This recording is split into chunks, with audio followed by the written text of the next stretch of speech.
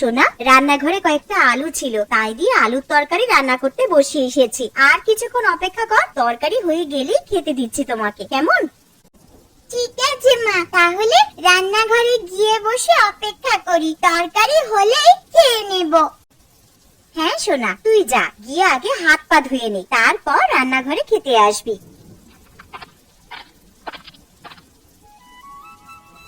মালতীমা, ও মালতীমা, বাড়িতে আছিস? একবার বাইরে আয়। হ্যাঁ মালতীমা, একবার বাইরে বেরিয়ে আয় তো। আরে, এটা তো বাবা মার মতন গলার আওয়াজ মনে হচ্ছে, যাই একবার বাইরে গিয়ে দেখি।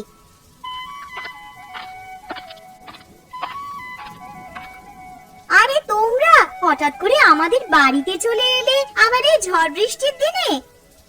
হ্যাঁ রে মা, চলি এলাম এই বৃষ্টির দিনে। বাড়িতে বসে বসে আর ভালো লাগছিল না, তাছাড়া আবার সকাল থেকে বৃষ্টি পড়ছে। তোর মাকে বললাম যে মেয়ের বাড়ি থেকে ঘুরে আসবে, তোর মা একেবারেই রাজি হয়ে গেল, তাই চলে এলাম। সে তোমরা বেশ ভালোই কাজ করেছো আমাদের বাড়িতে চলে এসে। তা বলো, তোমরা কেমন আছো? শরীর টরীর ভালো আছে তো? কেমন আর থাকবো রে মা, ঠাকুরের অশেষ কৃপায় বেশ ভালো রকমই দিন কেটে যাচ্ছে। তা তোরা কেমন আছিস বল? আমরা খুব ভালো আছি মা। আরে দাদুন, দিদুন, তোমরা কেমন আছো? দিদি ভাই, খুব ভালো আছি। আরে নাও, তোমার জন্য মিষ্টি নিয়ে এসেছি। আহ বাবা, তোমরা আবার এসব আনতে গেলে কেন? জানো তো তোমার নাতনি কেমন মিষ্টি পেলে আর কিছু চায় না, আরে এত মিষ্টি খেলে শরীর খারাপ করবে তো। তা আনবো না? আমার 5টা নয়, 10টা নয়, একটা মাত্র নাতনি, তার জন্য তো এতটুকু করতেই পারি। আর কটা হাঁস এনেছি, আর এই থলের মধ্যে কিছু জিনিস আছে, ঘরে নিয়ে চলো। ও মা, তোমরা আবার হাঁস আনতে গেলে কেন গো? কেন রে, বিয়ের আগে তুই তো হাঁস পুষতে ভালোবাসতিস, তাই নিয়ে এলাম। ঠিক আছে ঠিক আছে, পরে কথা বলবো, তোমরা এখন ঘরে চলো, বাইরে প্রচন্ড বৃষ্টি পড়ছে।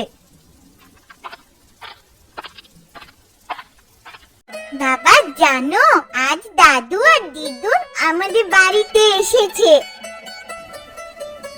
হ্যাঁ, সে কি রে? তা কখন এলো? এই তো বাবা, তুমি যখন ঘুমিয়েছিলে তখনই দাদু আর দিদুন আমাদের বাড়িতে এসেছে। দাদু আর দিদুন ওই ঘরে বসে আছে। একে বৃষ্টির জন্য কাজে যেতে পারিনি, পকেটে সেরকম পয়সা নেই, আবার শ্বশুর শাশুড়ি চলে এলো, এখন দেখছি পকেটে যেটুকু টাকা ছিল সেই সমস্ত টাকাই ফাঁকা। বাবা, তুমি ওই ঘরে যাবে? আমি চলে গেলাম, তুমি এসো। হ্যাঁ রে, চল মা।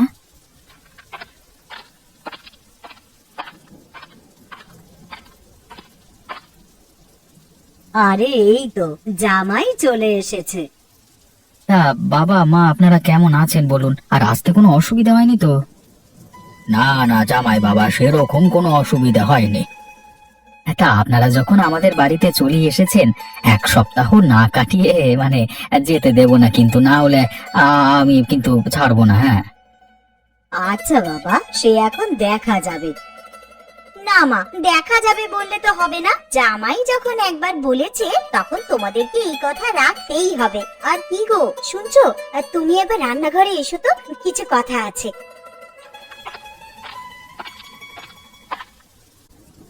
যাও, তোমার শ্বশুর শাশুড়ি এসেছে, তাদের জন্য দোকান থেকে কিছু বাজার করে নিয়ে এসো, বাড়িতে তো